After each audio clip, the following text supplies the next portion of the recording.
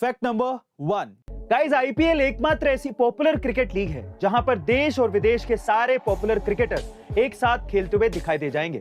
लेकिन क्या आपने कभी ये सोचा है कि आईपीएल की इस पॉपुलैरिटी के पीछे की वजह क्या है? दरअसल इसके पीछे की वजह है बीसीसीआई और इंडियन प्लेयर्स के बीच का कॉन्ट्रैक्ट, जिसमें कोई भी इंडियन प्लेयर आईपीएल के अलावा दूसरी कोई भी लीग नहीं खेल सकता।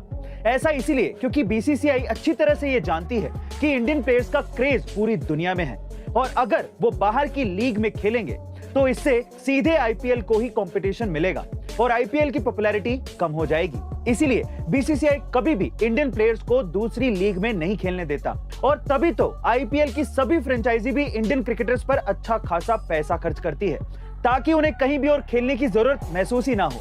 गाइस, आपका इसके बारे में क्या ख्याल है? कमेंट सेक्शन में जरूर लिखिएगा। फैक्ट नंबर 2 दोस्तों, द कश्मीर फाइल्स अब एक फिल्म नहीं बल्कि हिंदी सिनेमा में इतिहास रच चुकी है। फिल्म 11 मार्च को रिलीज हुआ है और अभी तक सिनेमा घरों में टिकी हुई है। इस फिल्म ने देश के हर एक शख्स को अपनी भावनाओं से जोड़ा। वहीं अब इस फिल्म का विदेशों में भी डंका बज रहा है। दरअसल अब फिल्म के डायरेक्टर विवेक अग्निहोत्री और उनकी पत्नी पल्लवी जोशी को ब्रिटिश सांसद से न्योता आया है, जिसमें ब्रिटिश सांसदों ने 32 साल पहले हुए कश्मीरी पंडितों पर अत्याचार की आप बीती को ब्रिटिश सांसद में सुनाने की मांग की है।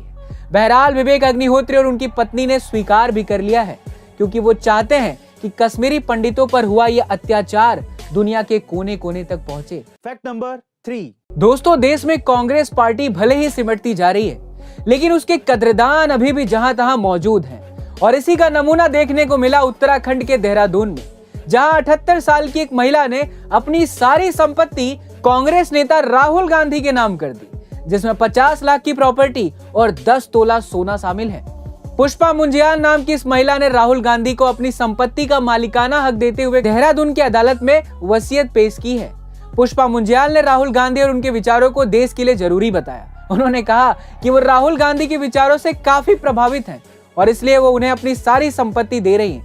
बहरहाल इस पर लोग तरह तरह की प्रतिक्रिया दे रहे हैं, लेकिन आपका इसके बारे में क्या ख्याल है? हमें कमेंट सेक्शन में जरूर लिखिएगा। फैक्ट नंबर 4 गाइस, जिस उम्र में स्कूल के बच्चे अपने भविष्य के बारे में सोचना भी शुरू नहीं करते, उस उम्र में 12 साल का ये लड़का करोड़ों रुपयों का मालिक बन गया। जी हाँ गाइस, अब ठीक सुन रहे हैं। बेनियामिन अहमद नाम के इस लड़के ने एनएफटी यानी कि नॉन फंजिबल टोकन के जरिए 30 करोड़ रुपए कमा लिए। दरअसल बेनियामिन ने 5 साल की उम्र में अपने पिता से कोडिंग सीख ली थी और अब 12 साल की उम्र में उसने व्हेल थीम पर एक एनएफटी कलेक्शन रिलीज कर दिया जो कुछ ही घंटों में 1 करोड़ रुपए में बिक गया। फिर क्या था, उसकी कमाई बढ़ती ही चली गई। आपको बता दें कि एनएफटी एक तरह का डिजिटल आर्ट वर्क होता है जिसे खरीदा और बेचा जा सकता है। गाइस, बेनियामिन ने एक फूटी कौड़ी भी घर से नहीं लगाई और सिर्फ एक स्किल के दम पर करोड़ों रुपयों का मालिक बन गया। इसीलिए तो कहते हैं हर जगह है जल, सीख ले कौशल। ऐसे अमेजिंग वीडियोस के लिए शेयर, सब्सक्राइब एंड लाइक। मिलता है अगली वीडियो में।